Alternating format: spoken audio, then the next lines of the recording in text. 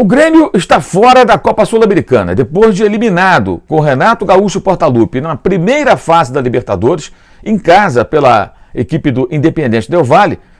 Outra vez jogando em Porto Alegre, na Arena, o time gremista, agora comandado por Felipão, Luiz Felipe Scolari, tomou de 2-1 da LDU de Quito e acabou sendo novamente eliminado de uma competição internacional nessa temporada por um time equatoriano. São duas eliminações com históricos treinadores no comando, ambas em casa e diante de equipes do Equador, perdendo os jogos depois de vencer fora de casa. Incrível, né? Essa trajetória gremista. O time segue muito mal colocado no Brasileiro, nas últimas posições, só conseguiu vencer no final de semana quando bateu um misto do Fluminense do Maracanã com um pênalti bobo até, cometido pelo time carioca no final do jogo, e agora essa derrota que faz com que a equipe gremista perca uma possibilidade aí de brigar por um título internacional em uma temporada muito confusa, muito aquém daquilo que se esperava, especialmente no começo, quando o Douglas Costa estava sendo contratado, outros jogadores como o Borré foram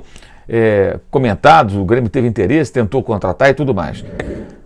Se o Grêmio perdeu, né, o Atlético ganhou, e ganhou num jogo muito polêmico.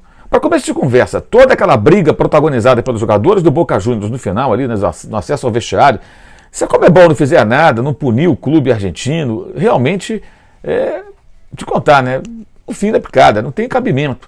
Acho até que os jogadores do Boca têm lá os seus motivos para reclamar, porque houve um gol anulado em Buenos Aires no jogo de ida, com intervenção do VAR, na opinião da própria Conmebol mal anulado, compartilho dessa opinião, e dessa vez mais um gol anulado do Boca, sendo que a imagem do VAR que foi colocada depois na televisão, na transmissão, para que todos pudessem vê-la, não mostra o jogador que dá o passe, ou seja, tem as linhas ali mostrando impedimento no ataque do Boca na origem do lance, mas não mostra se a bola está partindo daquele momento ali dos pés do jogador, que faz o passe buscando o ataque, buscando a jogada dentro da área atleticana. Então fica uma dúvida. É claro que isso tudo gera reclamações que fazem sentido.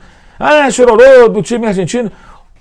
Acho que aí, se fosse ao contrário, o time brasileiro também reclamaria. Fosse o Atlético, ia reclamar também. Então, as reclamações do Boca com relação ao VAR, elas fazem sentido. Elas não têm que ser tratadas como se fosse um mero chororô, porque, de fato, o VAR da Conmebol, eu vou te contar, é um negócio seríssimo, né? São vários erros que vêm sendo cometidos. Mas isso não justifica, evidentemente, os caras arrancando grade, ameaçando tacar caixa de som, querendo entrar no vestiário do Atlético. O que é os agentes? Não, deixa eles vir. Ó, deixa eles vir. Pau quebra. Que isso aí, senhor? O que esse cara tá querendo aqui? Ó, olha os argentinos.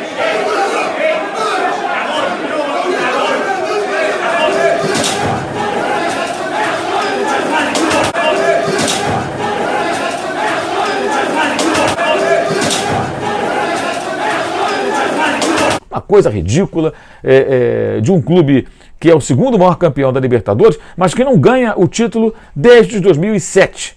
Desde 2007. Né? Já está num jejum longo aí de Libertadores. Viu nesse intervalo de tempo o seu grande rival River Plate fazer 3 finais, ganhando 2 vezes o título da Libertadores, além de uma Copa Sul-Americana e mais.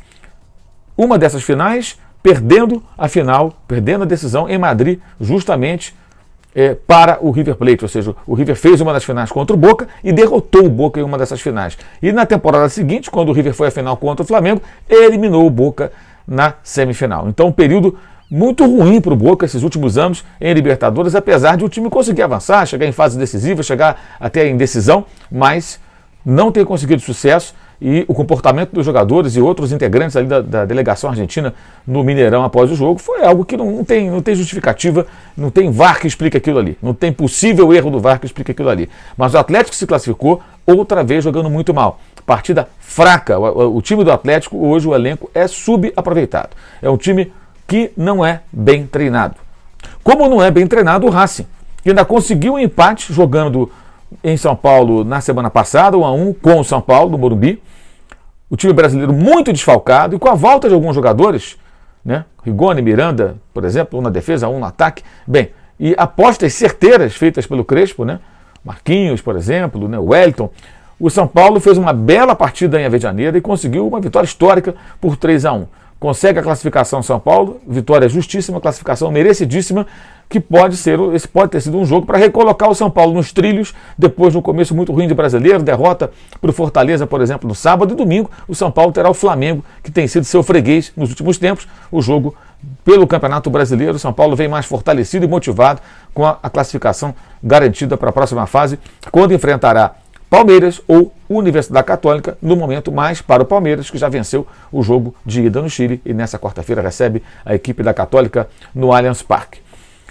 Quem também jogou e venceu foi o Atlético Paranaense pela Copa Sul-Americana, chegou a estar empatando 1-1 com a América de Cali, a América tinha que virar o jogo, né, para conseguir a classificação, depois abriu vantagem, avança na Copa Sul-Americana, se classifica, vai adiante, ou seja, times brasileiros podendo aí ainda se destacar nas duas competições internacionais e na Copa Libertadores.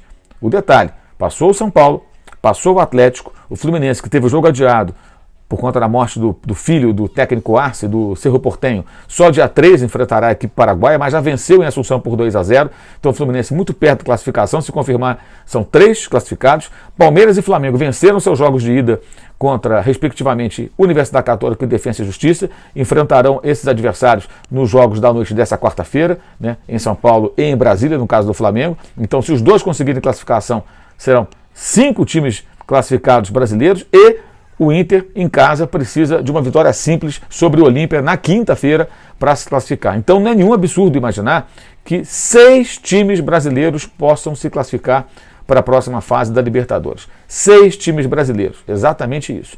E os confrontos que não teriam brasileiros seriam aqueles com os vencedores dos duelos entre Vélez e Barcelona de Guayaquil. Primeiro jogo disputado na Argentina, o Vélez venceu por 1-0, agora vão jogar no Equador. Então pode ter Vélez, um argentino ou um equatoriano do Barcelona. E o outro duelo que terá um argentino com toda certeza, porque o River Plate está duelando com o Argentino Júnior. O primeiro jogo na casa do River foi 1-1 e agora vão jogar no estádio Diego Maradona, campo do Argentino Júnior. A partida de volta, o empate sem gols classifica o Bicho, como é conhecido o time que revelou Riquelme, Maradona e tantos outros craques e que já ganhou a Libertadores em 1985. Portanto, é um cenário que pode ter aí enxurrada de times brasileiros na próxima fase da Libertadores, mas não tem nada decidido. Flamengo e Palmeiras em vantagem, mas terão que remar para conseguir classificação. O Inter nem vantagem tem, pelo contrário, empatou 0-0, como foi o Atlético, empate com gols, né? Classificará o Olímpia, por exemplo, como hoje o Boca, se tivesse empatado com gols, eliminaria o Atlético, mas terminou 0-0, então a definição foi nos pênaltis, né? E o Fluminense, já em vantagem, né, terá o seu jogo disputado apenas no dia 3 de agosto. Mas o cenário é muito favorável e talvez nós tenhamos aí uma maioria massacrante de times brasileiros, né, jogando a fase de quartas de final da Copa Libertadores da América. E segue aí o Atlético Paranaense como um representante brasileiro já assegurado para seguir na Sul-Americana, que não terá mais o Grêmio eliminado na noite dessa terça-feira em seus domínios. É isso. Valeu e saudações.